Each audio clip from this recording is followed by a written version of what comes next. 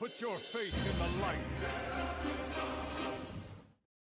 Hello guys, welcome to another one of my videos. This is Lightblade. Well guys, in this one I wanted to talk about a question you guys have for me on stream a lot, and this is Crusading strikes or Templar strikes. And this is not a very easy question to answer because, well, I'm gonna be upfront. Both builds are currently viable in Mythic Plus content. I think Crusading Strikes has pulled ahead just a little bit on raiding situations because a lot of people are starting to use Crusading Strikes, but in the Mythic Plus world, I think it's a 50-50 on what build to use. But in this video, I wanted to talk about the cons and the pros of each one of these builds. And well, with that being said, let's start with the video. Okay guys, let's talk about the Templar Strikes build first. And this build has 2 pros and 1 con. Okay, so the first pro is that it's a very fluid build, you know, it feels really well to play. You always have a button to press, you know, a button that does damage that you can press and rely on. And that mainly comes because of the Templar Strikes by itself, you know, you always have those 2 slashes, you know, like 4 slashes that you can do before it goes on a really short cooldown to get your extra holy power. You know, while the first slash is not really high on the priority list of things that we want to press, the second part is pretty decent because it will always critically strike. So it fills our rotation really well. You know, you always have that extra holy power that you need to keep going on. Okay. So the second pro of this build is that it's pretty damn tanky because it really likes to stack a bunch of versatility. The build is only going to tell you to stop stacking versatility up to about 30% burst, and then it's going to tell you to start stacking some mastery, you know. It doesn't really use haste or critical strike a lot, but I personally don't like to be under 20% haste with this Templar Strikes build. Critical strike is kind of whatever, you can get anything over 20, it should be fine, but it doesn't really benefit a lot, like I said, from those 2 stats. Haste mainly because, well, Templar Strikes doesn't get any benefit from haste rating. It also gets very little from critical strike because the only part that gets the benefit is the first part. Like we said before, this part is not very high on our priority, you know.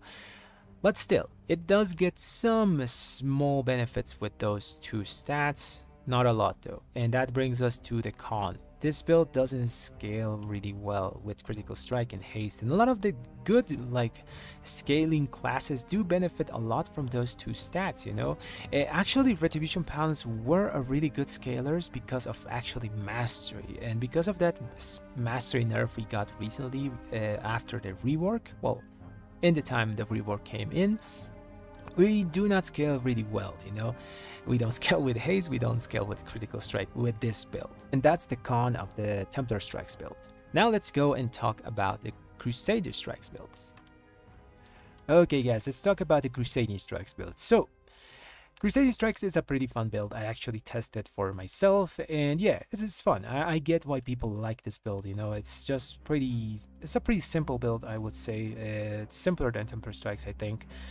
But it's fun nonetheless, and I will give 2 pros and 1 con for it. So the first one is that it will scale better. Yes, scaling is one of the strengths of the Crusading Strikes build. This is because, well, mainly it gets full benefits from critical strike, haste, mastery, and versatility. All stats are useful for the Crusading Strikes build. It just gets better with a bit more haste. So this build will ask you to get just a tad more haste, you know.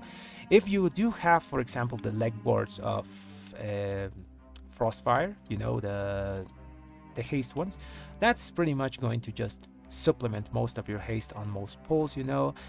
But still, it's going to ask you for a bit more of that extra haste. It also makes critical strikes good because Crusading Strikes doesn't have a guaranteed critical strike, so it makes that stat a bit more valuable.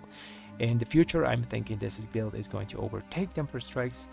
It's not, we're not there yet, but eventually it will. So scaling is one of the pros of the Crusading Strike build.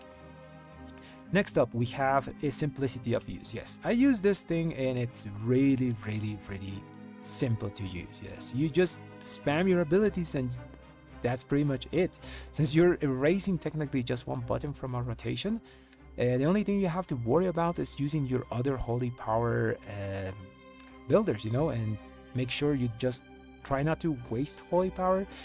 There is one thing you want to get, and it's a holy power tracker, so you know when your extra holy power from that Crusading Strike is coming, just to make sure you're not wasting it, because if you waste it, you are going to get starved from resources from time to time. And that brings us to our con.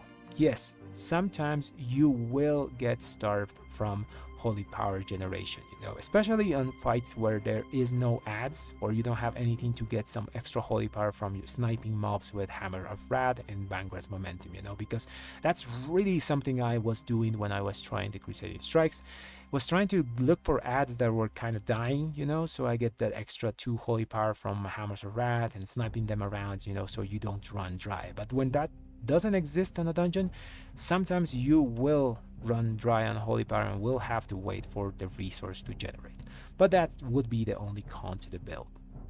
Okay guys, let's talk about my final thoughts on the 2 builds. So, on the question, what build is better? I'm sorry to tell you guys, but yes, this is kind of a nothing burger. Both builds currently are just viable, you know, both builds work perfectly fine, you know, and they're pretty like close together in damage numbers and simulations. For me, for example, like the Crusading Strike build is like 0.4% less damage in a dungeon slice and 5 target patchwork simulation, so that's pretty much nothing, you know. They're both pretty viable in both situations. But like I told you guys on stream, I truly believe that eventually the Crusading Strikes build will take over the Templar Strikes one, because it scales just better, you know. It scales with critical strike and haste, and a lot of the trademarks of good classes that scale come from those 2 stats, you know. Like I said before, Retribution Paladin used to scale really well with just haste and mastery, but sadly our mastery got nerfed after the rework, so we can't rely on that stat to be like really good for us now. The Templar Strikes build also is currently like reaching its peak, because we're like reaching the 30% burst. A lot of people already reached that, and the only other stat that they can rely to make Templar Strikes scale a bit better is just mastery, you know.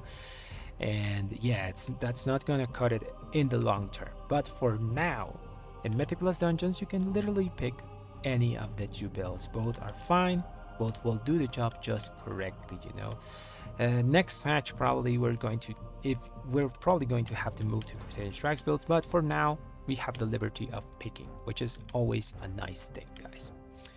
Anyways, I hope you enjoyed that video, and I just hope my answer wasn't like disappointing, because a lot of people really want an answer, you know, what is the best thing to use, but it's not as easy sometimes, you know. You just gotta see what works, and both things are working at the moment, so yeah, that's going to be that video. So if you enjoy my content, subscribe to the channel and leave a like here. Thanks for watching, everyone.